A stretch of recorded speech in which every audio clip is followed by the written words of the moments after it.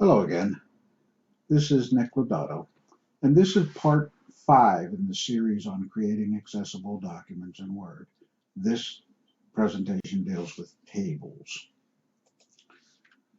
What we want to do is first start with another NVDA reading of a Word document, this time a document that contains some negative exemplars. And we'll look at Word and show how not to format a table and how to create the key ingredient that makes the table accessible. So let's start with a reading. This is a Word document that generated a PDF. That's the normal way that people share documents, the most popular way. So we'll fire up the NVDA reader. Taskbar. Word tables negative exemplars.pdf Adobe Acrobat Pro DC. And let's read this. Heading level 1 page 1 Word tables, negative exemplars. This document illustrates how not to insert tables into your Microsoft Word document. Heading level 2 example 1, table embedded as an image. Table 1, U.S. Population in 2016, millions. Graphic United States Census data as of July 1, 2016. Note, a screen reader such as JAWS or NVDA can only read the caption and alt text associated with the image, not the actual data displayed in the image. So again, note that there was no data. There was no communicating the data of the geographic areas, the resident populations, because this table, which looks identical to the one below, was actually inserted as an image, not as a table. The only way you can do that and convey the content of the table to your reader, if your reader is using a screen reader, is to repeat all of the data in text, which isn't much fun. Let's go on. The image, not the actual data displayed in the image. Heading level 2 example 2, table with no header and with merged cells. Table 2, U.S. Population in 2016, millions. Table with 6 rows and 4 columns. Row 1 column 1 geographic area. Column 2 resident population. Column 3 resident population age 18 and older. Row 2 geographic area. Column 1 resident population. Column 2 total resident population age 18 and older. Column 3%. Row 3 geographic area. Column 1 northeast resident population. Column 2 56. 44 selected. So I know that was a little difficult to follow. Exit NVDA dialog. Because that table was formatted with something called a merged cell. So the cell here, the resident population age 18 and over, is a merger of two cells. So there's no clear header here. And it was confusing because it read this sort of invisible row that consisted of total and percent. That's a no-no.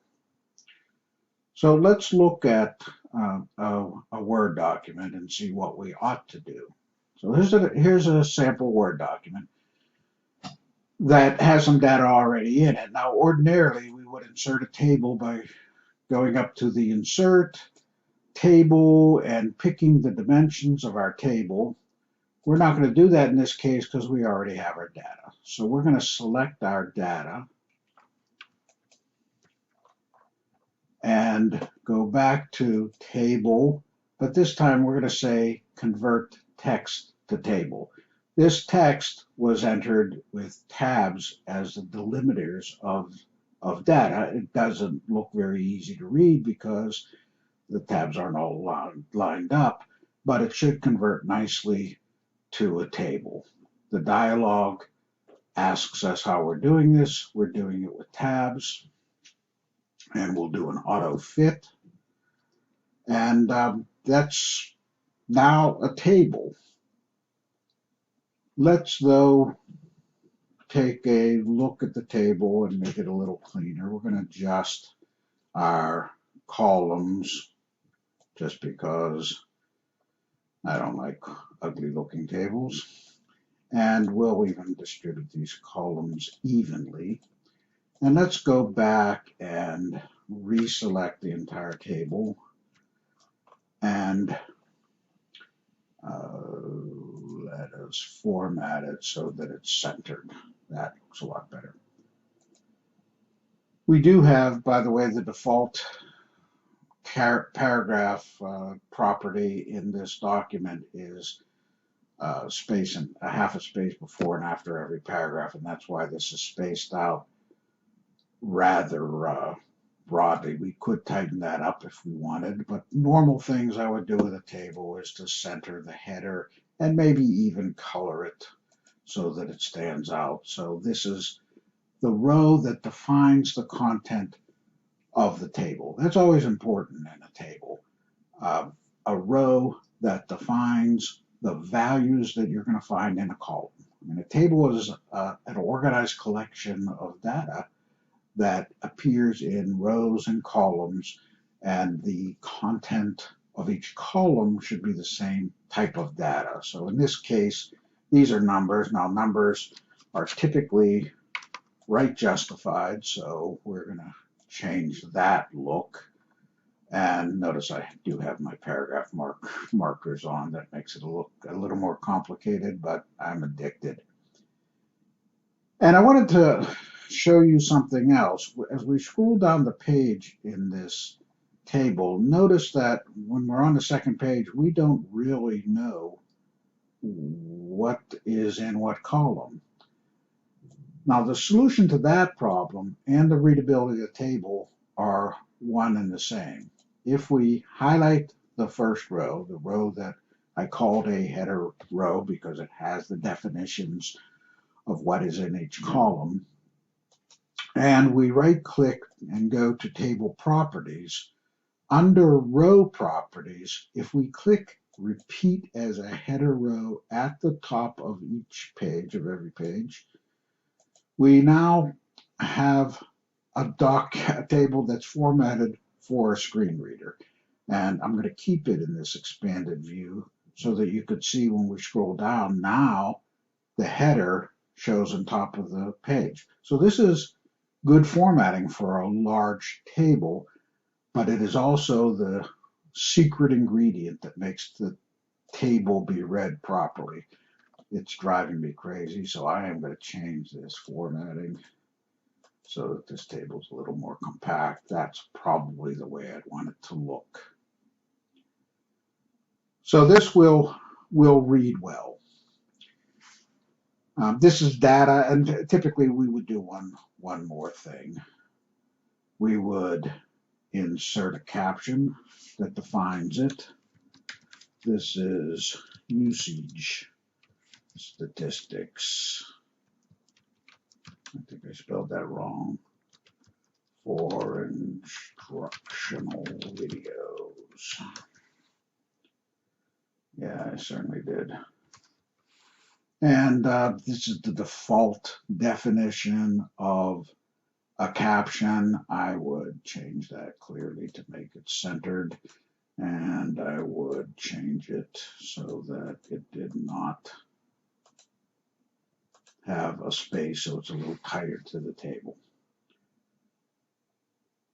One other thing one can do for accessibility is you can, under table properties, specify alt text. Now, the alt text and title are two different entities. Titles will show up on a web page as a tooltip, one of those boxes that pop up. We'll show you those in a later session. And the description will be the alt text that will be read. So we can do that. Now, we've written this table so that all of it can be viewed. We should also add the alt text, but let's move on. Wanted to show you another example of a table. Now, there are times when it's not convenient to have a heading row, or not necessary, or aesthetically dissonant. So we have here a case where we wouldn't really want a heading row. This is a header. This column is a column of photos. This column is a column of short bios. Now let's again call up NVDA player. I'm using a keyboard command to start NVIDIA taskbar reader, and let's tables play. are off. Tables are off. Oops, Using tables to format content.pd.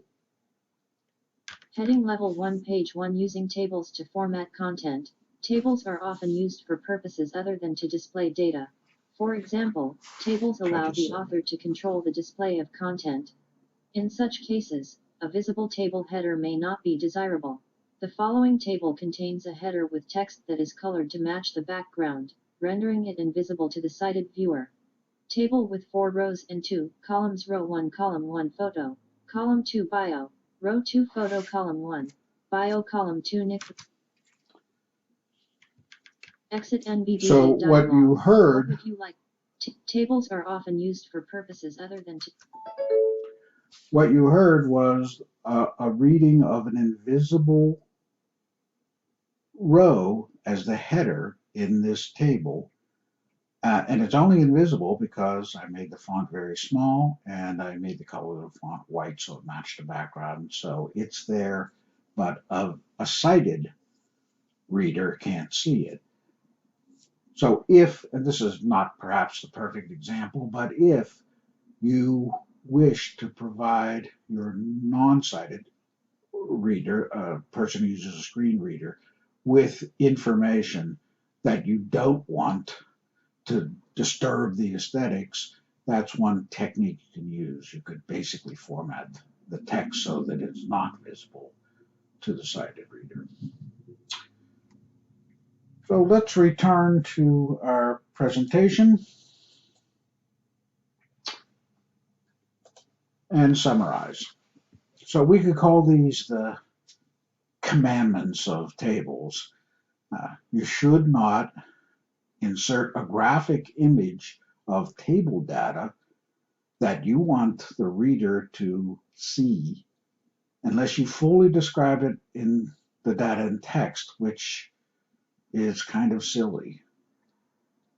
An alternative would be to sort of highlight the data in text and point to an appendix that has the actual data tables, but again, formatted as text with the proper header so that a screen reader can read it. So you're not confronted with all of the data, but rather a summary of the data, and you point to a place where the reader can get that data.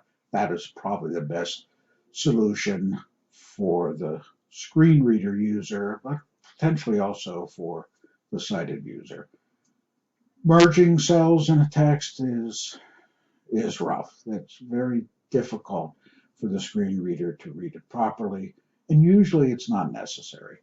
There are typically ways to reformat it so that it's not necessary to do that. These are the same issues, by the way, that one confronts in spreadsheets.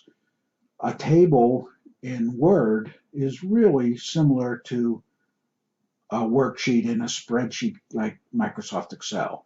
And as a matter of fact, the source of most tables that end up in Word documents, they're copied from Excel. So we'll talk much later about how to format Excel spreadsheets so they're accessible as well. It's very similar. You need to treat that data table as if it were a database table. It has a top row that defines the data, and the data is consistent throughout. No blank lines. Utilize the features of formatting to put lines in between if you like, but no empty rows of data.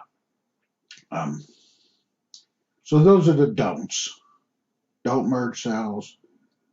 don't use a graphic in place of a table. The do's are every table should have a header row that defines what is in the columns, and the header row needs to be formatted under table properties as repeat as header row.